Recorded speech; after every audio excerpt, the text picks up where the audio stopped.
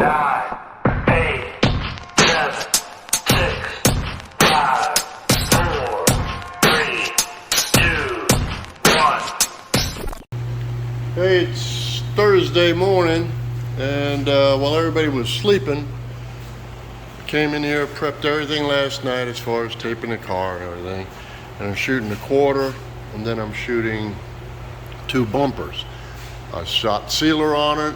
I used a Upol sealer, and then what happened, everything was great, and I had a little foo bar over here. I'm trying to get into a tight corner on the front bumper. Foo bar. Foo bar. Foo bar. So I'm gonna let that sit. I put base on it.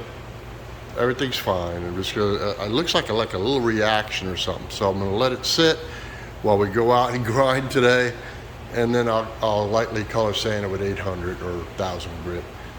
Rear bumper's coming out fine. It's all based. Quarters all blended in. Now I have to use clear coat. I'm gonna use Upol, keep the same line. But as far as paint, my paint shop gave me this to try. Anybody else tried this brand yet? Tolerance. It's a base coat, ebony black. So if anybody's tried that before, let me know. And so this is where we're at now. We'll let it flash, let it sit for just a teeny bit, cool down on the other side of my shop with the AC on. In the paint booth right now it's 71. I got 77% humidity. It's kind of doing weird stuff outside, but the paint's fine. I'm using a medium reducer. Everything's flashing, flowing fine, and so we'll go with that. And now I'm going to clear coat in just a little bit. Real fast. The rear bumper came out really good and really slick. A couple of little niblets here and there, but you know what? It's almost, no matter where you paint, especially, don't panic if you're a DIY guy and you get some little bitty dust. That's what it is. Dust, when clear gets on it, looks like a little, looks like dust actually. But it's buried in the clear, so we'll color sand it, and we'll polish out real nice. I mean, I'm very happy. We'll see how it goes. Still this evening I'll work on this. I had a little reaction over here, and so I'll fix that spot, and I'll dust it in with some base and then clear the front bumper. Hey, the clear's dried here. I painted it this morning, so it's about 5:30-ish. So she's still curing. And listen, when you paint something and you have edges, like on rubber edges around a windshield or something like that, you gotta pull your tape early because of what's called bridging. You don't want the clear to harden up, and then when you peel it here, it starts tearing.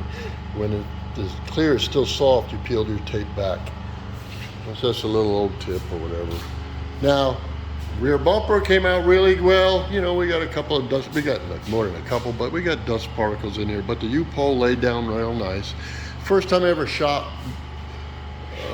this Upol out of that gun, so it shoots different. Remember something, every clear shoots different. You get used to one product and you switch, you gotta adjust yourself. Plus, you shoot out of a different gun, you gotta learn the gun. And today I learned on both on this stupid thing, but it's okay, everything came out great. I've got base on here on the front bumper, and remember I had a foo bar I told you this morning, reaction. There's the reaction right there. I had a little like a ring start. All right, so all I did was let it sit all day while I was done grinding. Came home now, I sanded that with 800 and feathered it back a little bit, and now I'll dry spray it in there and then let a coat sit, then come back with a medium and then one good wet coat across it. All right, and then we'll clear it. Hey, it's Friday morning. Painted this quarter, yesterday at 4 a.m., 4 or 5 a.m., whatever it was. All the bumpers, everything. I fixed a little problem we had there on the front bumper. And now I've already putting stuff back together on the Mustang before I buff it. But I had a little bit of trash that came in right here, and I had a little mosquito or whatever it was I was trying to get in right before my third coat of clear. That's why I put 3 coats on it, and I'll get that out. And then we have our normal little nibs, dust nibs. This shop here is a homemade paint booth, okay? It's not a professional paint booth, but you can do pretty damn clean stuff. And you know what? A lot of your dirt comes off of you yourself, or when you're walking, the dust from your base coat and all. So don't get upset. Don't think you're gonna paint the car and not have to do any buffing or lightly nibbing off this stuff. I'm using 1200 grit and I had a little nib here. I'm taking it off, and I'm not gonna really flatten this car out a lot because all I did was paint the quarter panel and 2 bumpers. All right, and I have to try to match the factory orange peel from 1996. In 1996, cars had more orange peel. Technology's come a long way in the factories where they paint stuff.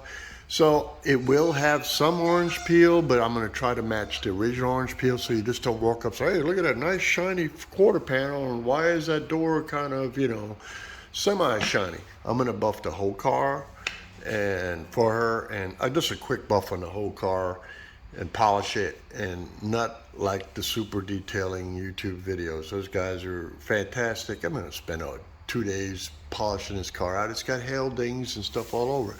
I'm gonna make it look like this wasn't even repaired, and put the bumpers on it. I'll show you on the bumpers. This here is the top part. It came out real slick. The bottom part, am I gonna spend a lot of time polishing this bottom part? No, it's gonna be tucked under, right? And there's a scratch on the quarter there. I'll touch it up for her. And then I'm gonna lightly knock any nibs off of here and polish it. The parts you can really see, the top part. So, and I'll put them on before I even polish. So the car's going back together really fast. Jams come out really good because I back taped everything. It's a major award. I won it. Damn, hell, you say you won it? Yeah, mind power, sweet, mind power. But the modern-era Mother's Day was created by Anna Marie Jarvis. Anna admired her mother, who had tended to the wounded during America's Civil War and later became a community activist.